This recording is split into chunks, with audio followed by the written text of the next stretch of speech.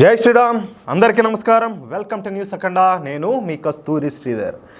Israel అభిమానులు అందరికీ కూడా ప్రతి ఒక్కరికి అంటే ఈ మధ్య ఇజ్రాయెల్ ఫ్యాన్స్ చాలా మంది ఎక్కువ అయిపోయినారు మన దేశంలో కూడా. అందులోనూ మనోళ్ళు తెలుగు వాళ్ళు మరి అంటే మన న్యూస్ అఖండ ఛానల్ చూసేవాళ్ళు అబ్బా మామూలు కాదు, కామెంట్లు గిమెంట్లు చంపి కొడతారట్టే, మామూలు కాదు ఉతికి పారేస్తారు. ఇజ్రాయెల్ న్యూస్ అంటే స్వామి ఏలా మనోళ్ళ పూనకాలు వచ్చేస్తున్నాయి. మీకు మళ్ళీ పూనకాలు తెప్పించే విధంగా ఇంకొక ఎక్స్ట్రా జబర్దస్త్ న్యూస్ అయితే ఒకటి తీసుకొచ్చా. న్యూస్ మాత్రం అల్టిమేట్. ఇంకా అసలు విషయానికి వచ్చా. షేక్ మహమ్మద్ ఆమ్రో. ఈ షేక్ మహమ్మద్ ఆమ్రో అతి పెద్ద హెజ్బుల్లా తీవ్రవాద నాయకుడు. హెజ్బుల్లా తీవ్రవాద సంస్థకు చెందినటువంటి అతి పెద్ద కమాండరు ఈ షేక్ మహమ్మద్ ఆమ్రో. పెద్ద మనిషిలాగా కనబడేటువంటి ఈ షేక్ మహమ్మద్ ఆమ్రో ఒక పచ్చి నెత్తురు దాగే రాక్షసుడు అనమాట. ఇన్నాళ్ళు ఇజ్రాయెల్ను ఏ విధంగా నాశనం చేయాలనే ఆలోచనతో వీడు బ్రతికినాడు. వీడి హయాంలోనే హెజ్బుల్లా తీవ్రవాద సంస్థ ఒక బలమైన తీవ్రవాద ఆర్గనైజేషన్గా తయారైంది. దిక్కుమాల ప్లాన్స్ వేయడంలో వీడే సాటియా. చూడండి, ఎవడైనా కూడా బాగుపడేదానికి వచ్చారు. వీడేంటంటే ఎదుటి నాశనం చేసేదానికి వీడికి ఏ పని పాటలు అన్నట్టు అడుగుచొని ఇటు పని వాళ్ళందరినీ గుంపు దాన్ని పెట్టి దాన్ని ఒక ఆర్గనైజేషన్గా దాన్ని ఆ స్థాయికి తీసుకెళ్ళి వాళ్ళందరినీ తీవ్రవాదులుగా చేసే పనులు చూడండి ఒకసారి, ఈ లంగా వ్యాపారాలన్నీ కూడా. అటువంటి ఈ షేక్ మహమ్మద్ ఆమ్రోను రాత్రి ఇజ్రాయెల్ ఎయిర్ ఫోర్సు నరకానికి పార్సల్ చేసి పారదొబ్బినారు. అర్థమవుతుంది మీక? అది నార్థన్ లెబనాన్లో వీడి ఆచూకీ కనిపెట్టినటువంటి ఇజ్రాయెల్ ఎయిర్ ఫోర్సు సరిగ్గా వీడు ఉండే ఇంటి మీద మిసైల్స్ వర్షం కురిపించారు. అంతే, దెబ్బతో వీడు కుక్క సాగు వచ్చినట్టు తెలుస్తుంది.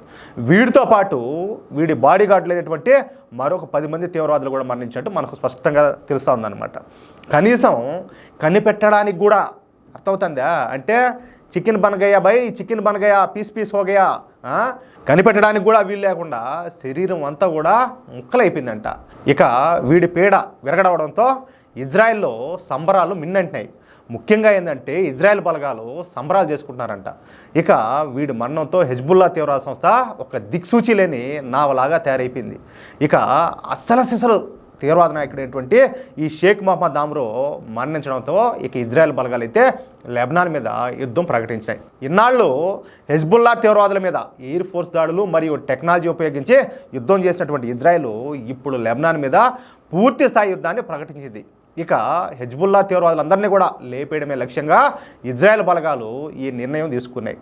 ఇన్నాళ్ళు కూడా ఇజ్రాయెల్ గ్రౌండ్ ఫోర్సెస్ లెబనాన్ మీద దాడి చేయాల, కానీ ఇప్పుడు ఇజ్రాయెల్ గ్రౌండ్ ఫోర్సెస్ కూడా ఈ హెజ్బుల్లా యుద్ధంలో పాల్పంచుకున్నాయన్నమాట.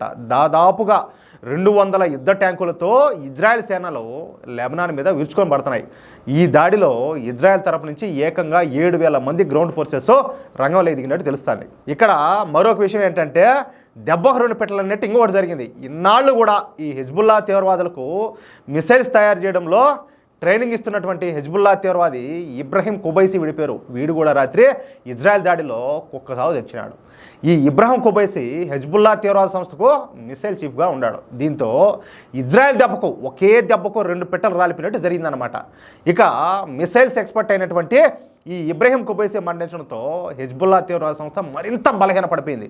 దీనికి తోడు ఇప్పుడు ఇజ్రాయెల్ గ్రౌండ్ ఫోర్సెస్ కూడా రంగంలోకి తేవడంతో ఇక హెజ్బుల్లా తీవ్రవాదులను ఆ భగవంతుడు కూడా కాపాడలేడు అనేది ఏం నగ్న సత్యం అన్నమాట. అది మ్యాటర్. ఎట్టనా న్యూసా మజా ఆయానా? ఆయేగా భయ్, జరూర్ ఆయేగా.